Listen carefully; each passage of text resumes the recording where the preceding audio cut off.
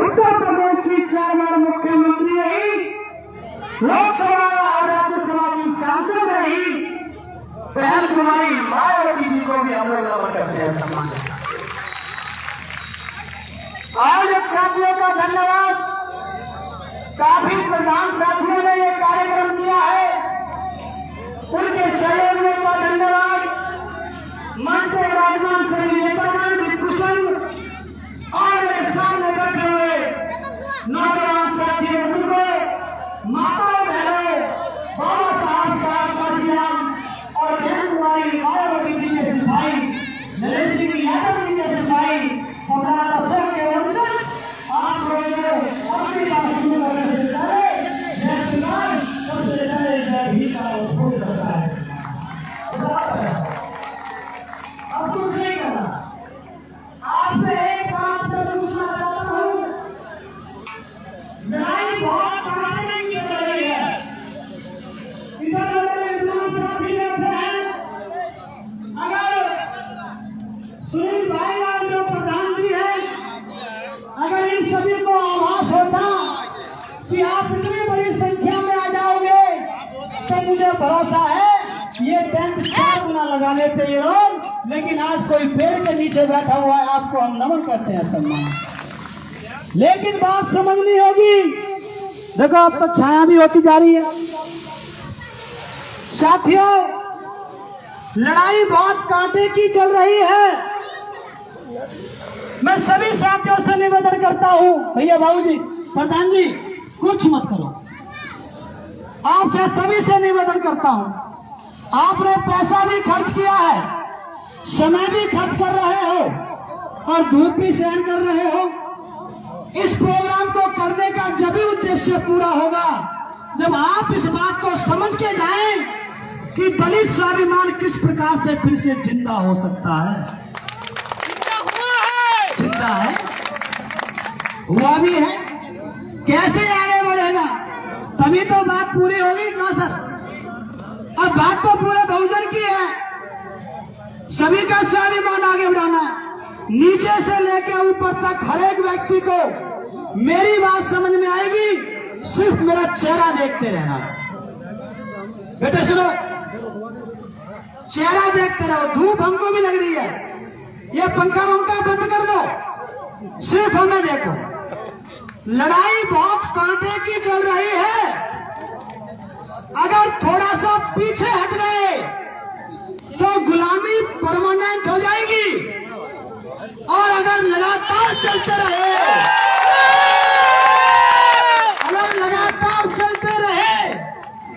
तो इस देश की प्रधानमंत्री की कुर्सी तक भी आप लोग पहुंचोगे। इसी बात को कहकर के मैं बहन कुमारी मायावती जी के पास में कहता था, सुनो भैया, मैं तो राष्ट्रीय उपाध्यक्ष था, जब मुझको पार्टी से निकाला गया तो मैंने सोचा बहन जी मुझे बहुत प्यार करती है, आखिर निकाल कैसे दिया। आज 7 साल बाद समझ में आया कि जैसे कोई बच्चे को तैरना सिखाया जाता है पानी में, पहले उसको छाती से पकड़ा जाता है और ये कहा जाता है अपने पैरों को पटपट करो, फिर यहां से पकड़ा जाता है, फिर कहता है हाथ चलाओ, और जब उस कोच को पता चल जाता है मेरा विद्यार्थी डूबेगा नहीं, तो तभी वो कोच अपने विद्यार्थी को पानी में धक्का दे देता है। इसका मतलब ये नहीं है कि वो कोच अपने विद्यार्थी को डुबाना चाहता है, इसका मतलब उस कोच को पता चल गया है मेरा विद्यार्थी डूबने वाला नहीं है। लड़ाई बराबर चलेगी।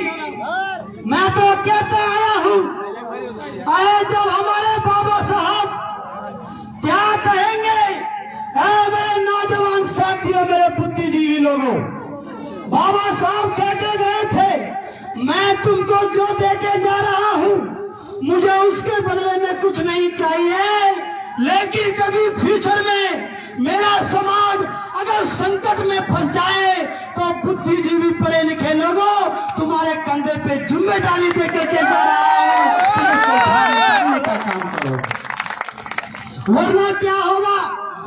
आगे आने वाली पीढ़ियां क्या कहेंगी?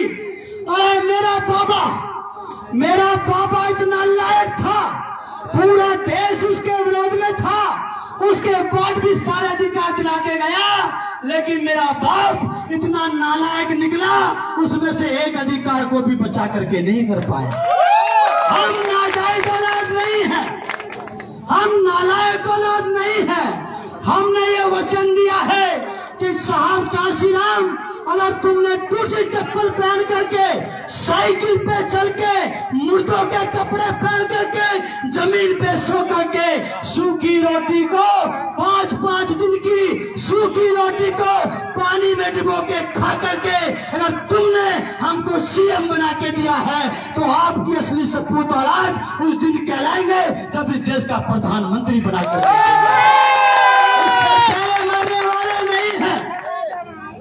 आज समाज संकट में है, उसके लिए चर्चाएं हो रही हैं। एक बारीक बात बता के बात को समाप्त करूंगा।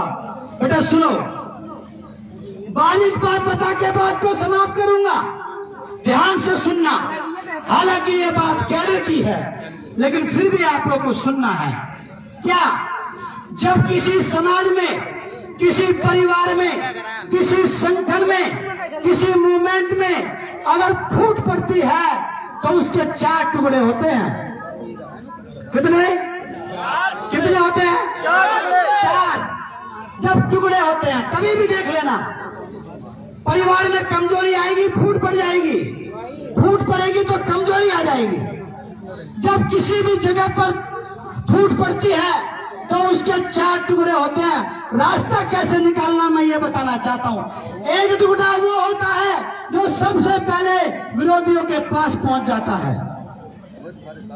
जब घर में फूट पड़ती है तो एक टुकड़ा होता है जो विरोधियों के पास पहुंच जाता है और ये कहता है कि मेरा वाला हिस्सा ठीक नहीं है।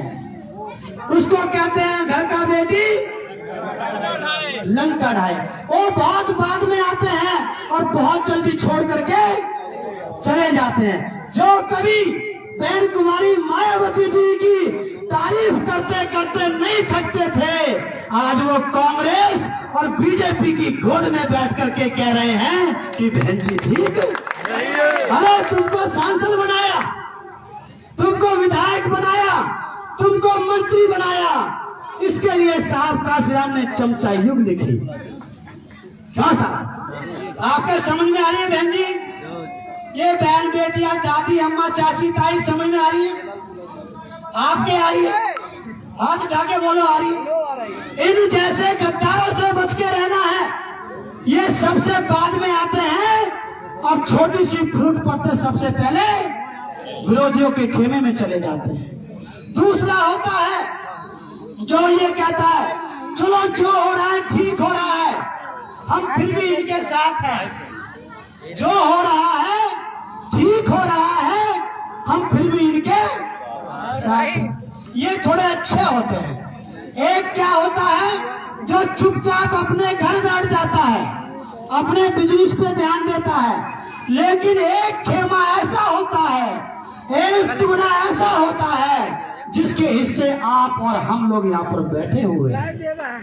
वो ये कहते हैं नहीं, इस बात को रिसर्च किया जाएगा कि हम कमजोर क्यों हो रहे हैं, हम पीछे क्यों जा रहे हैं। और बुद्ध ने कहा है समस्या की जड़ के अंदर समाधान का बीज होता है, जो आखिरी समय तक चलेगा वो समाधान जरूर निकाल के लाएगा। इसलिए हमने ये तय किया है, चाहे कुछ हो जाए, कुछ भी हो जाए। हालांकि आजकल में अशोक सिद्धार्थ जी की भी वापसी हुई है, आप जानते होंगे। जी जी। बहुजन समाज पार्टी में काफी नेता लोग हैं, जितने भी ये सफेद कपड़े में सब सुंदर सुंदर दिखाई दे रहे हैं, ये अच्छी तरह से जानते सब नेता लोग हैं। लोग कहते हैं कि जयप्रकाश को भी माफी मांगनी चाहिए। मैंने कहा भाई मैं अकेले माफी नहीं मांगूंगा, मैं हजारों लोगों के सामने, समाज के सामने माफी मांगने के लिए तैयार हूं। वीडियो रिकॉर्ड हो रही है। मैं फिर कहता हूं कि बहन जी एक बार जयप्रकाश को भी माफ करो, हम आपको वचन देते हैं आपके साथ गद्दारी नहीं करेंगे। इसलिए सम्मानित साथियों, ये मामला बहुत बारीक चल रहा है। आपकी जो चिंताएं हैं वो भी आपकी जायज हैं। उसी को लेकर के आप लोगों ने ये कार्यक्रम यहाँ पर आयोजित किया है। और एक बात और बता करके, मैं थोड़ी सी बात और बता करके अपनी बात को समाप्त करूंगा। आप चाहते हो इस देश का प्रधानमंत्री बनना? जी। इस देश का प्रधानमंत्री बनना चाहिए, आप चाहते हो? मैं आपको 2 मिनट में बताऊंगा, केवल 2 मिनट में। जितने लोकसभा सांसद, ध्यान से सुनो भाइयों, कितना आसान है इस देश में प्रधानमंत्री बनाना, कितना आसान है। जितने सांसद आज समाजवादी पार्टी के पास हैं, अगर इतने सांसद बहुजन समाज पार्टी के पास होते तो बताओ इस देश का प्रधानमंत्री कौन होता? क्यों होता? जो कहते थे अब की बार 400 पार कहते थे, उनको 200 पार करनी मुश्किल हो गई। और सम्मानित साथियों, 240 पे रुक गए। और इतने सांसद अगर बहन कुमारी मायावती जी के पास होते तो हम कहते कि हम नीतीश कुमार और नायडू नहीं हैं, हम साहब काशीराम समर्थन देने वाले नहीं हैं। हमको समर्थन दो और इस देश का प्रधानमंत्री बनाओ। तो वो क्या कहते? नहीं बनाएंगे। यही तो कहते हैं कि भाई हम अपनी परिपाटी नहीं तोड़ेंगे। इस देश पे एससी को, दलित को, ओबीसी को पीएम नहीं बनाएंगे। यही तो करते। सुनो बेटे, यही तो करते। तो बहन कुमारी मायावती फिर क्या कहती? सुनो भाई बीजेपी के लोगों, समर्थन दो और हमारा प्रधानमंत्री बीएसपी का तो होगा, लेकिन चमार नहीं होगा, कोई पासी होगा, कोई धोबी होगा, कोई धानुक होगा, कोई खटीक होगा। क्योंकि उसके सांसद हमारे पास होते आर.के. चौधरी, इंद्रजीत सरोज। वो फिर क्या करते? वो फिर भी समर्थन नहीं देते ना। क्यों जी? फिर वो समर्थन हो सकता नहीं देते। तो एक मैसेज जाता कि ये लोग ऐसे समाज के लोगों को प्रधानमंत्री नहीं देखना चाहते। तो साहब फिर हम क्या कहते? चलो कोई नहीं है, हम ओबीसी का प्रधानमंत्री बनाएंगे। अपना समर्थन दो और ओबीसी का, बीएसपी का प्रधानमंत्री। ये तब भी समर्थन नहीं देते तो इस देश के एससी, एसटी और ओबीसी बीजेपी के खिलाफ उसी समय हो जाते कि ये हमको प्रधानमंत्री देखना नहीं चाहते। फिर क्या होता? हम 37 से बढ़कर कम से कम 150 सीट जीतते और हम कहते अब हम तुमको समर्थन लेन देन की बात नहीं कर रहे, अब तो हम थोड़ा थोड़ा जोड़ेंगे और अपना प्रधानमंत्री अपनी मर्जी से बनाएंगे। बहुत आसान है इस देश में प्रधानमंत्री बनना, लेकिन हमको प्रयासरत रहना पड़ेगा। हमें बुद्ध की बात को समझना पड़ेगा और कहना पड़ेगा। जो संविधान को बदलना चाहते हैं उनके लिए कहना चाहते हैं हम तख्त भी बदल देंगे और तुम्हारा ताज भी बदल देंगे। अरे तुम ये संविधान क्या बदलोगे, उससे पहले हम तुम्हारी सरकार ही ज्यादा दिन चलने वाले नहीं है। विद्वानों ने कहा है ज्यादा दिन तक आप किसी को मूर्ख नहीं बना सकते। इसलिए सच्चाई परेशान हो सकती है लेकिन पराजित नहीं हो सकती। हमारा रास्ता सच्चाई का है। हमने भोजन कॉन्सेप्ट को तैयार किया है और इस देश का प्रधानमंत्री बनाने से पहले मरने वाले हम लोग नहीं हैं। हम तो कहते रहते हैं कि एक तरफ मेरा भीम था और दूसरी तरफ ये दुश्मन दुनिया सारी थी, लेकिन मेरे बाबा साहब का वो कुछ ना बिगाड़ सके क्योंकि बाबा साहब की कलम दुश्मन की तलवार पर भारी थी। आप लोगों को मैं ये नहीं कहता कि तुम गाड़ियों पे कुछ और निकल कर मत चलो, चलो जो करना है, लेकिन कलम की ताकत को पहचानो। एक कलम की ताकत 1 लाख तलवारों से ज्यादा भारी होती है। सम्मानित, पढ़ना है, लिखना है, मूवमेंट को समझना है। अगर मूवमेंट को समझ नहीं पाए तो लड़ाई लड़ नहीं पाओगे, विरोधी जीत जाएगा। इसलिए आप सभी साथी यहाँ पर पहुंचे, आप सभी का बहुत बहुत धन्यवाद। मैंने अपनी बात जो है ब्रीफ में ये रखी है कि जो व्यक्ति इस मूवमेंट में, इस पार्टी के साथ आखिरी समय तक चलता रहेगा, वो ही इस मूवमेंट को आगे बढ़ा पाएगा। उसके लिए मैंने जयप्रकाश ने ये कमिटमेंट किया है। मैंने साहब काशीराम की अस्थियों को, जब साहब काशीराम का परिनिर्वाण हुआ था, उनकी अस्थियों को हाथ में लेके मैंने कसम खाई थी कि साहब काशीराम, ये जयप्रकाश आपके रास्ते पे चलेगा, ना कभी शादी करूंगा, ना घर वापस जाऊंगा, ना धन इकट्ठा करूंगा। साहब, अगर आपने सीएम बना के दिया है तो आपकी ये सपूत औलाद नौजवान बेटे आपको इस देश का प्रधानमंत्री बना करके देंगे। इस वचन को लेकर के मैं घर छोड़ करके निकला हूँ और मुझे पूरा भरोसा है इस देश का प्रधानमंत्री बनाने से पहले ये जयप्रकाश आपका भाई मरने वाला नहीं है। बेफिक्र रहो। आप सभी साथियों का बहुत बहुत धन्यवाद। कार्यक्रम बहुत अच्छा है। थोड़ी सी धूप की प्रॉब्लम है, हम भी गर्मी झेल रहे हैं, आप भी झेलो, कोई दिक्कत नहीं है। लेकिन और वक्ताओं को भी यहाँ पर अपनी बात रखनी है। मैं यहाँ पर बैठा रहूंगा जब तक ये मंच चलेगा। ये ना सोचे कि भाई मैं निकल जाऊंगा, सबको सुन करके जाऊंगा।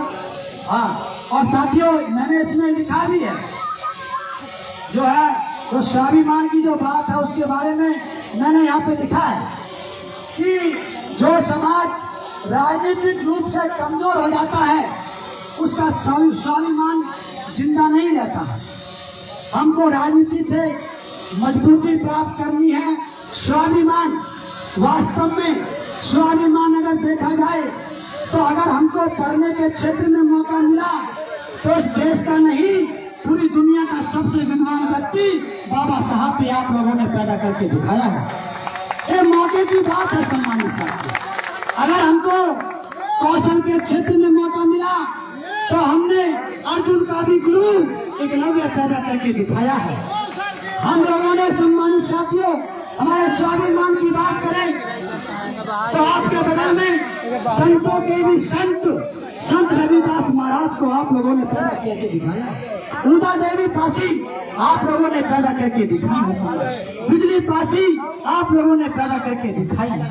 और जब आगे बात बढ़ी तो आप लोगों ने नेताओं के नेता साहब काशीराम को भी आप लोगों ने पैदा करके दिखाया है। ये आपके स्वाभिमान का प्रतीक है। सम्मान, आपका स्वाभिमान हमेशा जिंदा रहा है, वरना उन लोगों ने कंप्रोमाइज किया। हमने मरना मंजूर किया। इतिहास को उठा करके देख लेना। जब जलियांवाला कांड हुआ था, 6000 भारत के लोगों को मारा गया था। उनका बदला लेने के लिए किसी का स्वाभिमान नहीं जागा।